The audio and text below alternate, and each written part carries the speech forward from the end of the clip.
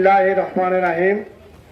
আজকের এই দুর্যোগপূর্ণ আবহাওয়া যারা আপনারা কষ্ট করে দূর দূরান্ত থেকে এসছেন, আরও অনেক লোক আসতো, আবহাওয়ার জন্য আসতে পারেন নাই। ইভেন মিছিল অনেক সময় বৃষ্টিতে ভিজে আমরা করেছি। আপনাদের সবাইকে ধন্যবাদ জানাচ্ছি। আজকের এই দিনটা এটা কিন্তু আজকের এই আলোচনার মধ্যে আমি কোনো রাজনৈতিক বক্তব্য দেব না, এটা দেওয়ার সময় না বা দেওয়ার ক্ষেত্র না।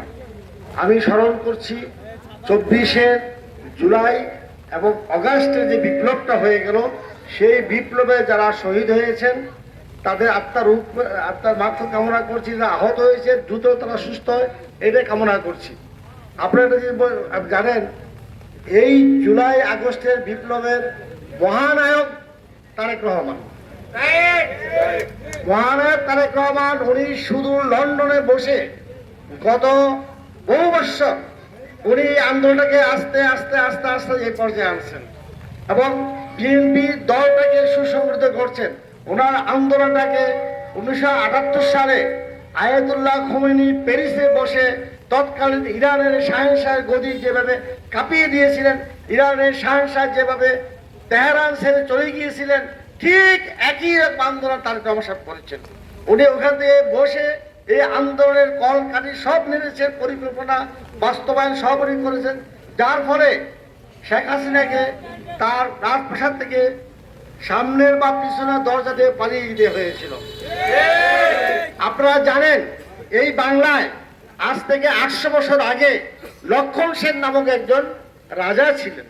তিনি এরকম প্রজা বিদ্রোহের কারণে উনিও তার রাজপ্রাসাদের পিছন দিয়ে পালিয়ে জীবন বাঁচিয়েছিলেন।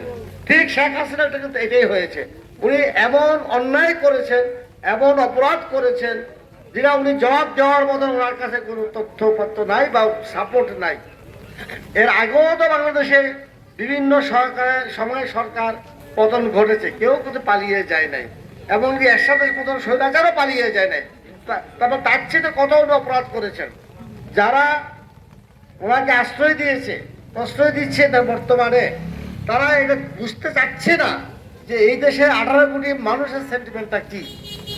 18 কোটি মানুষ তো যুদ্ধ করেছিল, তৎকালীন 7.5 কোটি মানুষ যুদ্ধ করেছিল একটা গণতন্ত্রের জন্য, একটা দেশের জন্য, একটা মানচিত্রের জন্য। সেই গণতন্ত্র এবং সেই গণতন্ত্র বা ভোটাধিকার মানুষের কাছ থেকে হরণ করেছেন পাশের একটা দেশের সহায়তায়। এটা কিন্তু সত্য। ওই দেশটা এখনো বুঝে উঠতে পারছে না যে এরকম একটা, আপনারা মনে করবেন পৃথিবীতে অনেক অভ্যুত্থান হয়েছে, সামরিক অভ্যুত্থান, প্রজাবিদ্রোহ হয়েছে, প্রজাবিদ্রোহ। এবারে হাসিনার বিরুদ্ধে যেটা হয়েছে এটা প্রজাবিদ্রোহ। প্রজাবিদ্রোহে যখন কেউ ক্ষমতাচ্যুত হয় সে সহজে ফিরে আসতে পারে না। যেমন ইরানের শাহেনশাহর জীবনে এটা আর হয় নাই, তার ছেলেও এখনো হচ্ছে না। প্রজাবিদ্রোহ এমন জিনিস, এটা ফ্রান্স রেভলিউশনের সাথে সমতুল্য। বাংলাদেশে যে এবারে বিপ্লবটা হলো, পৃথিবীতে 2টা বড় বিপ্লব এসেছিল। একটা হলো লেনিনের নেতৃত্বে বলশেভিক রাশিয়া, সেটার নেতৃত্বে আসছিল কমিউনিজম। আরেকটা হলো ফ্রান্সের যে রেভলিউশন, সেটা মাধ্যমে আসছিল গণতন্ত্র। এটা আমাদের এই দেশের এই রেভলিউশনটা গণতন্ত্রের রেভলিউশন। এটার মহানায়ক কেউ স্বীকার করুক না করুক, আমি সাক্ষী। আমি তারেক রহমান সাহেবের সাথে দীর্ঘদিন কাজ করতেছি, আমি জানি উনি লন্ডনে বসে কত সুন্দরভাবে, কত সুচারুভাবে, কত পরিকল্পিতভাবে এই আন্দোলনে আস্তে আস্তে আস্তে তিল তিল করতে করতে এই জায়গায় এনেছেন। আরে ভাই, 1 মাসে কোটা আন্দোলন কি আর সরকার পতন হয়? কোটা তো তাদেরকে দিয়েই দিছিল, কোটা তো তাদেরকে দিয়েই দিছে, তারপর হলো কেন? ওই 1 দফা দাবি তো আলটিমেটলি তারেক রহমানের ইন্ধন ছিল, তারেক রহমানের মাস্টার মাইন্ড ছিল।